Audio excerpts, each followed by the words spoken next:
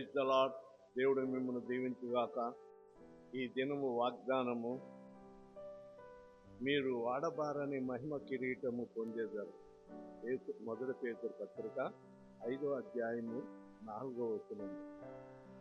దేవుని కొరకు శ్రమపడి హింసింపబడిన వారు దేవుని మహిమలోకి వెళ్ళిన తర్వాత ఆయన మీకు ఇచ్చే బహుమానము వాడబారని మహిమ కిరీటాన్ని ఇవ్వనై ఉన్నాడు.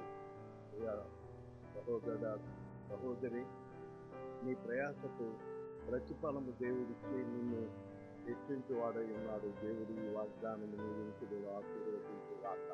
ఆమేన్.